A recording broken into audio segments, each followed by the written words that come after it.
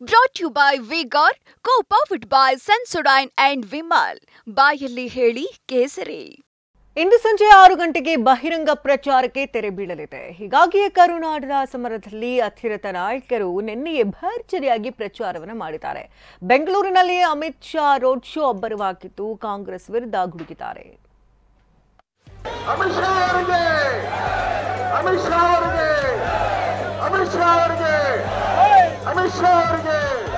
मनमोहन सिंह जी के बयान से डिफर हो सकती है क्या?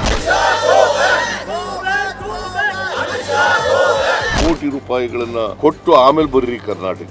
कांग्रेस पार्टी झूठा जवाब दे रही है.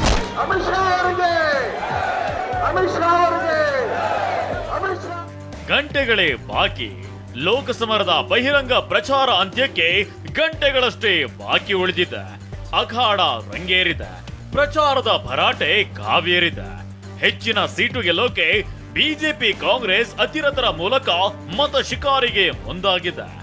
ನಿನ್ನೆಷ್ಟೇ ರಾಜ್ಯಕ್ಕೆ ಅಮಿತ್ ಶಾ ಹಾಗೂ ಪ್ರಿಯಾಂಕಾ ಗಾಂಧಿ ಎಂಟ್ರಿ ಒಂದು ರೀತಿ ಜಿದ್ದಾಜಿದ್ದಿನ ಮತಯಾಚನೆಗೆ ಸಾಕ್ಷಿಯಾಗಿತ್ತು.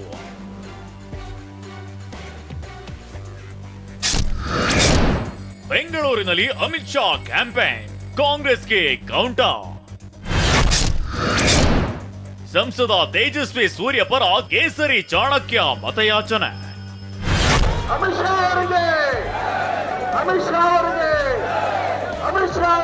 ಪ್ರಧಾನಿ ಮೋದಿ ಬಂದು ಹೋದ ಬೆನ್ನಲ್ಲೇ ಗೃಹ ಸಚಿವ ಅಮಿತ್ ಶಾ ಬೆಂಗಳೂರಿಗೆ ಎಂಟ್ರಿ ಕೊಟ್ಟಿದ್ದಾರೆ. ಬೆಂಗಳೂರು ದಕ್ಷಿಣ ಕ್ಷೇತ್ರದಲ್ಲಿ ಕಮಲ ಪಾಳೆಯಕ್ಕೆ ಗೆಲುವಿನ ಭರವಸೆ ತಂದುಕೊಟ್ಟಿದ್ದಾರೆ. ಬಿಜೆಪಿ ಅಭ್ಯರ್ಥಿ ತೇಜಸ್ವಿ ಸೂರ್ಯ ಪರ ಮತಯಾಚಿಸಿದ್ದಾರೆ. ಬರೋಬ್ಬರಿ 1.5 ಕಿಲೋಮೀಟರ್ ಉದ್ದಕ್ಕೂ ರೋಡ್ ಶೋ ಮಾಡಿ ನಗರ ಮತದಾರರ ಗಮನ ಸೆಳೆದಿದ್ದಾರೆ.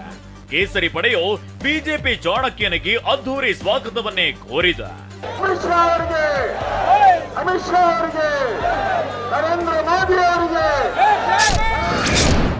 ಕಾಂಗ್ರೆಸ್ ಸುಳ್ಳು ಹೇಳ್ತಿದೆ ಎಂದು ಗರಂ ಆದ ಅಮಿತ್ ಶಾ.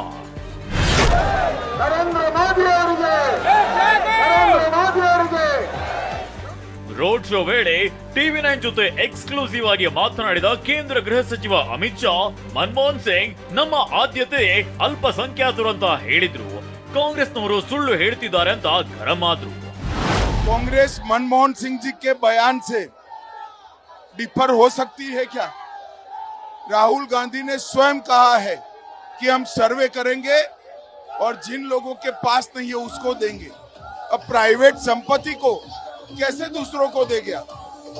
और मनमोहन सिंह ने कहा था कि हमारी प्रायोरिटी माइनॉरिटी. कांग्रेस पार्टी झूठा जवाब दे रही है.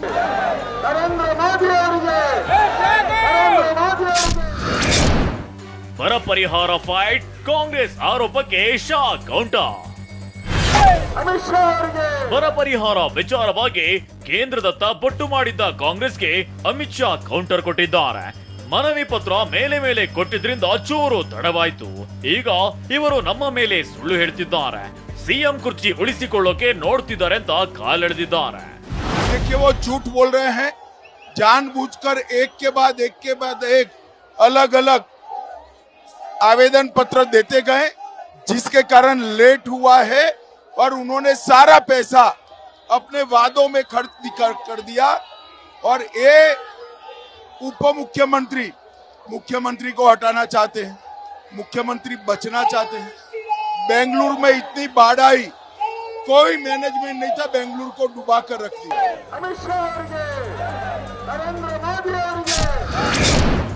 ನಮ್ಮ ಹಣ ತನ್ನಿ, ಆ ಬಳಿಕ ಕರ್ನಾಟಕಕ್ಕೆ ಬನ್ನಿ ಎಂದ CM.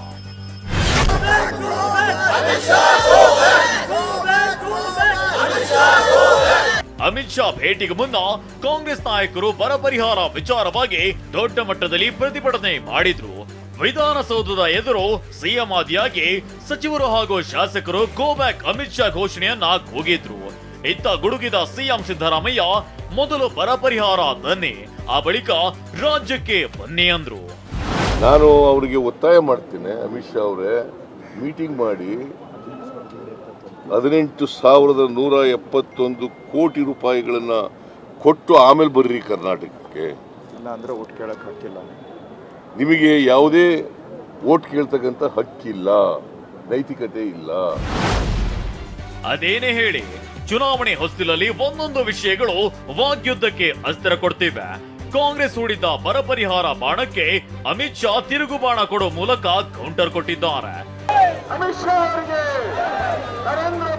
Bureau report TV nine. Brought to you by Vigor, co-powered by Sensodyne and Vimal. ಬಾಯಲ್ಲಿ ಹೇಳಿ ಕೇಸರಿ.